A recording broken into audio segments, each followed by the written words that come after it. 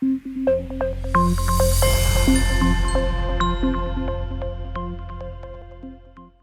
my name is Nick Huntington Klein. We are going to finally in this video be talking about causal diagrams, what they are, maybe a little bit of what we can do with them and what they represent. So we are going to be trying to write down our data generating process in a simple diagram. We want to know where our data came from so that we can use that knowledge about where the data came from to try to identify a particular causal effect of interest. And to do that, we can write down a causal diagram. So what is a causal diagram? So a causal diagram is sort of it's a graph, right? You have a bunch of variables on there that represent different variables that might be in your data or maybe even aren't in your data, perhaps. And you have arrows between those different variables representing how one variable causes another. We talked about what that means in the previous video. And that is it. That is literally all that a causal diagram is. It is a list of variables that is relevant to the thing that you are trying to study, and then it is a set of arrows linking those variables from one to another to represent that this variable causes that one. That is it. Now that's a pretty straightforward answer. There is, of course, a lot of complexity hidden in that in terms of, well, what does a variable mean? What can we do with all these diagrams? What are some of the finer points of analyzing them? How can we actually study them? How do we make sure we have the right one? There's a lot of stuff going on there. But for now, we're just going to talk about what it is. So let's start by talking about variables. What are variables in a statistical setting? So a variable is a measurement that can be taken across many different observations, and we have different values of that measurement. That's what a variable is, something that varies over different observations. So for example, if you have 1,000 people and you took what color of hair they had, somebody might have brown hair, somebody else might have blonde hair, somebody else might have red hair, somebody else might have black hair, and you would keep writing down all these different hair colors that you had, and that would be a variable. Hair color would be a variable, and it might take the values of blonde or red or black or whatever. And so this is the kind of thing we talk about with the types of variables that do. There's different types of variables. They each have different values. Now, a key distinction here is that the variable here is hair color. It's not brown hair or red hair or blonde hair. It is hair color. And then in that variable hair color, there are many different values that it could take. So that's what a variable is. And we're going to want to have a list of all the variables that are relevant to whatever our research question is. So if I was interested in the question of, well, does hair color affect your performance in the labor market? Maybe there's some sort of bias towards people with certain kinds of hair colors. Well, then we would want to think about all the variables that are relevant in that scenario. Maybe hair color is relevant. Certainly, we want to know some measurement of your job performance, maybe, or your job pay, maybe how much salary you earn, or other sorts of benefits that you have. Those are all variables that we might measure. We would measure for you how much money do you earn at your job. One person earns $30,000, one person earns $40,000, one person earns $100,000, and so on and so forth. These are the different values that those variables can have. Once we have our set of variables, we can think about how one variable causes the other and which variables cause each other. And this all comes from theory. We'll talk a bit more in future videos about how we can narrow this down a little bit, but let's just say that we happen to have a pretty good idea of which variables cause which other variables. So let's say that we are interested in the idea that maybe hair color affects your earnings in the labor market. So we would say that hair color causes your earnings. At least that's the thing that we are trying to study. There might be other variables on our diagram, of course. So maybe we have something like your intelligence. It would probably also be related to your earnings in the labor market. And maybe it's related to your hair color. We'd have to think about that theoretically, whether we think that is the case or not.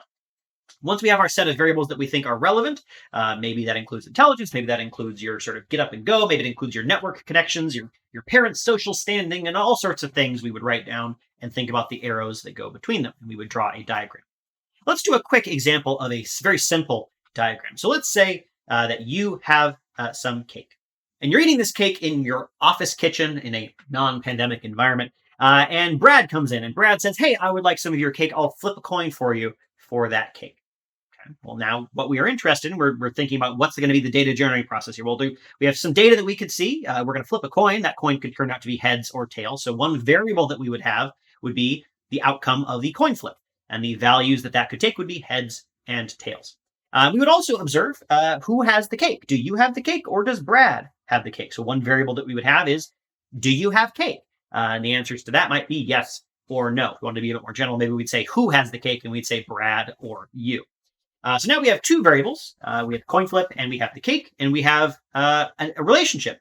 If the coin flip determines who gets the cake, then we would say that the coin flip causes the cake outcome. Right? So we would draw an arrow from coin flip to cake. And there we have it. We have our very first, very simple causal diagram. Now, of course, things can get a lot more complex to this in the real world. They tend to. So let's expand things a little bit with this diagram. Let's say that not only does the coin flip determine the cake, it also determines who gets to keep the coin. Maybe the winner gets the cake, but the loser gets the coin. So not only will the coin flip determine whether you get cake, it will also determine how much money you have. And so now the coin flip is causing two different things, which is totally fine. One variable can cause two different things. In this case, coin flip is causing both cake and how much money you have. And let's go even further. Let's say that you have a friend, Terry, and if Terry happens to be in the room, then they will observe the outcome of the coin flip. And if you lose your coin, Terry will feel bad for you and will give you a coin to make up for it. So Terry's presence in the room, whether they happen to be there at that point, will also affect your money. So now money has two different causes, which again is totally fine. One variable can cause two different things, as coin flip causes both cake and money. And one variable can be caused by two different things, just like how money is caused by both coin flip and Terry being in the room. So you can already see how a basic causal diagram might come together. You think about the setting that you have, you think about the different variables that you are interested in, and what it is that determines what makes those variables happen in one way or another, what determines the distribution of those variables. Anything that changes the distribution of a variable should be a cause of that variable. The coin flip affects the distribution of how much money you have, and therefore coin flip should cause money.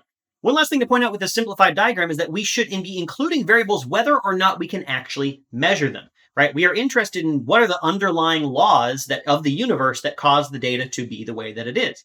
That is not contingent on whether or not you can actually measure these things. It's just what actually caused these things to happen. So, for example, we talked about Terry being in the room, whether Terry happens to be around to reimburse you for the money that you lost. Maybe that depends on how Terry is feeling that day. Now, we can't measure Terry's mood, but we can sort of say, well, yeah, Terry's mood is important here. So we might put a variable called Terry's mood on this diagram, which causes Terry to be in the room or not. But we can't observe it. And we would still put it on the diagram even though we can't observe it, because that's going to turn out to be very important when we are thinking about causal identification. When we're trying to isolate just an explanation that we're interested in with causal identification, and those alternate explanations are going to pop up whether or not they're things that we can measure or not. There's still going to be problems even if we can't measure them. So we got to think about those things ahead of time. Now, sometimes, and in this case, you'll see that the Terry's mood variable, because we can't measure it, I've sort of grayed it out a little bit just to indicate to the reader that it cannot be measured.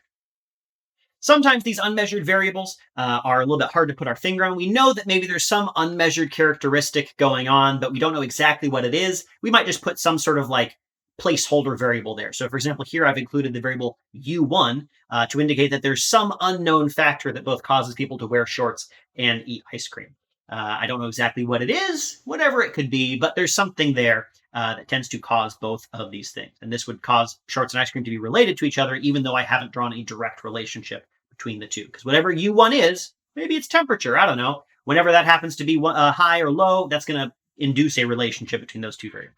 So, of course, this is a very simplified example that doesn't really make sense. Like who flips a coin for some cake that also Terry's in the room and they reimburse you. That's kind of weird. But the same idea applies when you're working on much more complex problems. So, for example, here is another diagram that tries to look at the question of what is the effect of police presence on crime? Does having more police on the streets reduce crime or not? And that's an interesting question that we might want to think about.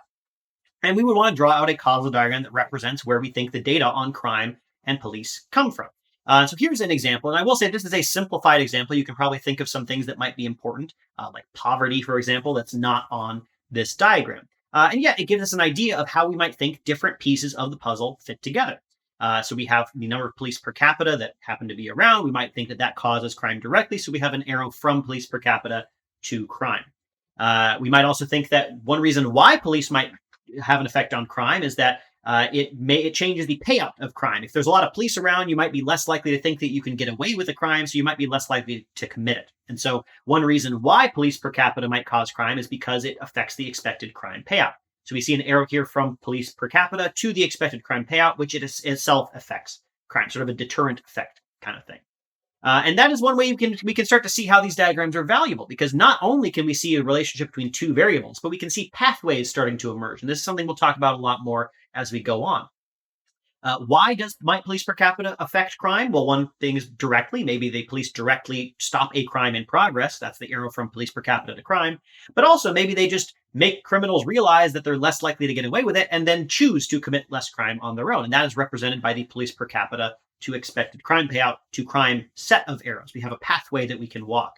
And this explains why we might see two variables being related to each other. And this will help us narrow down our research question of interest. Seeing a diagram like this helps us to also think about what part of the diagram is the part that we are interested in. So, for example, if I want to know if police affect crime, I would want to know a couple of these different pathways represent things that I'm interested in. So I might want to know, do police directly stop crime? I'm interested in the arrow from police per capita to crime. I might also say, yeah, if police stop crime by deterring criminals because criminals don't think they can get away with it anymore, then yeah, that counts too. So I would want the police per capita to expected crime payout to crime pathway as well. All the other pathways I don't want, right? If police per capita is related to crime because of lagged crime. So if an area happens to be particularly high crime, they might get more police assigned to them as a result. And then that might be related to current crime, even if it wasn't necessarily the police causing that crime or reducing that crime. It's just that they happened to be assigned to areas that were already high or low crime. I don't want that to count. And so you can see on the diagram that there's another pathway that I don't want to count. So police per capita to lagged crime to crime is a pathway on this diagram. And so when I'm thinking about answering my research question, I need to think, what are the pathways on this diagram that I want to count? What are the pathways that I don't want to count? And how can I get rid of the ones that I don't want to count, letting me identify the answer to my research question? And that's where the real value of these causal diagrams is going to end up being, is in the ability to look at a diagram, partial out what are the parts we want to look at, what are the parts that we don't, and then being able to figure out how to pull out just the parts that we want and getting rid of the parts that we don't. All right, that is it for this video. As we go on, we're going to talk about how we can draw these causal diagrams on our very own. Thank you.